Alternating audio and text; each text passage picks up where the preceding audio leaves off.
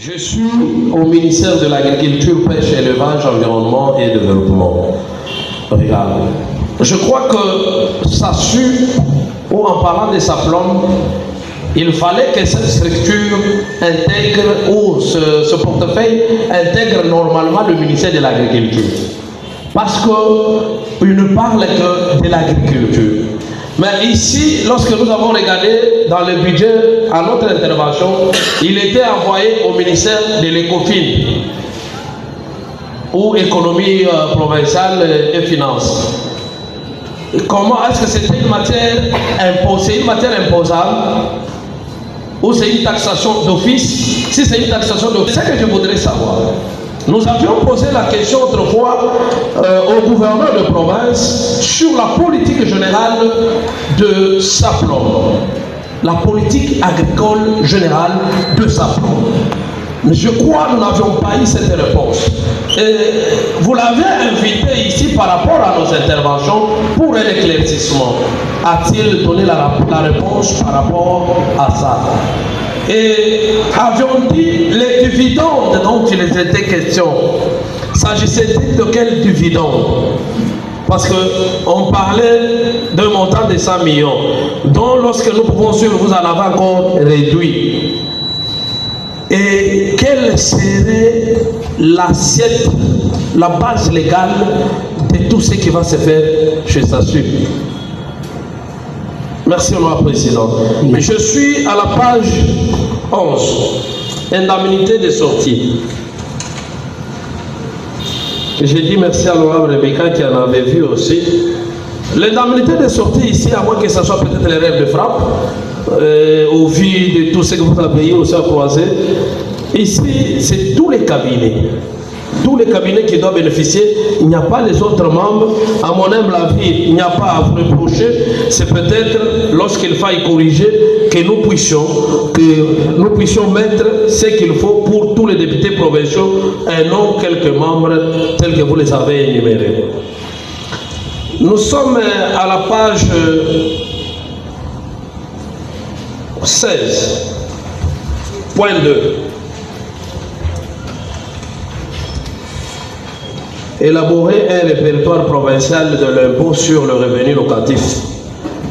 Honorable Président, je crois que ce travail a eu à connaître déjà un concours d'un partenaire qui a eu à financer et que sur l'ensemble du territoire, ce répertoire existe. Ce que je voudrais peut-être dans les recommandations, je voudrais peut-être que vous parliez, que vous disiez ceci, que suivre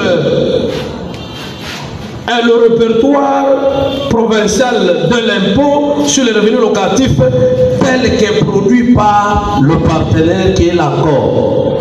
Parce qu'ils ont été à Lubao, ils ont été à Cabinda, Ville, Territoire, Nandangika, Mouenebitu et Louilou.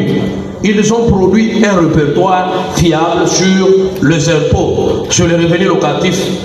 Donc même là, je crois qu'il y a même l'impôt sur l'IF1, c'est l'impôt foncier. Je crois qu'ils ont un répertoire. Donc vous avez oublié surtout aussi ça. Vous avez oublié dans ces recommandations. Vous savez, l'impôt foncier, il suffit que l'on parte par de petites techniques seulement des ligeois. Essayez seulement tous tels que nous sommes, essayés de nous mobiliser. Tout celui qui a une parcelle. Je crois à l'époque nous avions grandi, lorsque nous grandissons, il y avait un système de jetons par parcelle. Il y avait un système de jetons. Si nous aussi, dans la production, dans la mesure d'encadrement de recettes dans la province de l'Oman, ou dans les techniques de production, nous pouvons ne fût-ce qu'aller par 2000 francs par parcelle, qui ne paye pas. Parce qu'on ne paye pas. Même 2000 francs par parcelle.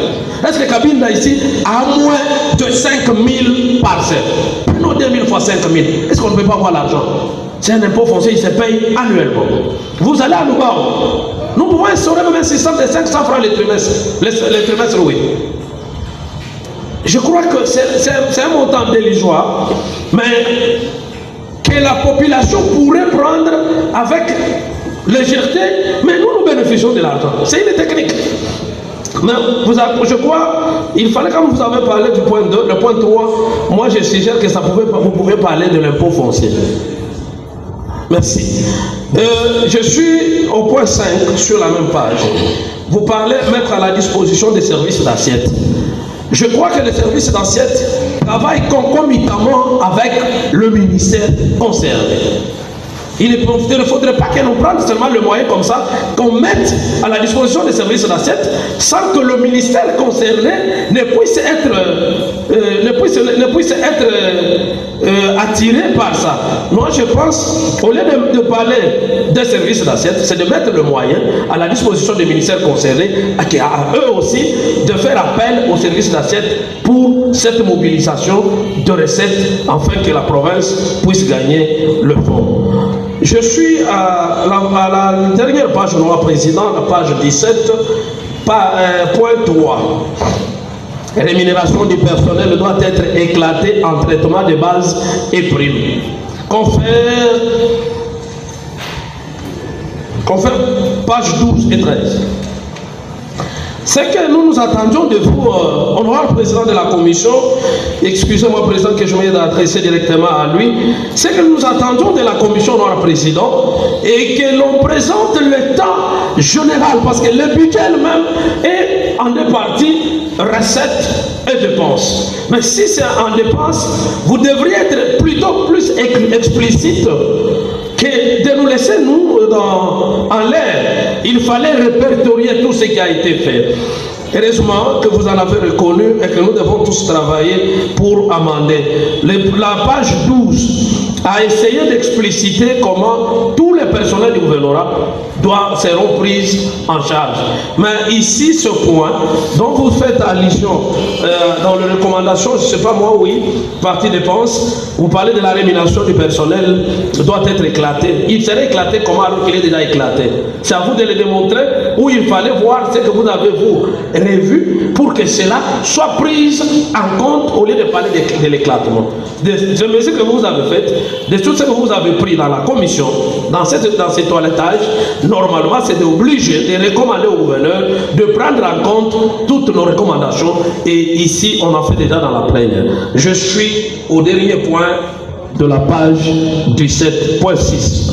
Suppression du poste de l'hôte gouvernorat et l'affecter comme vérificateur. Non, non et non.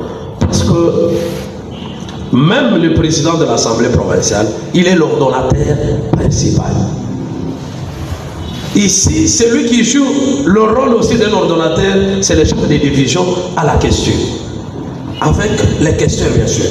Lorsqu'ils sont dans ça, celui qui est l'ordonnateur principal au gouvernorat, c'est lui qui amène tout ce qu'il y a comme fonds vers le gouverneur. Il traite au lieu de laisser un simple vérificateur.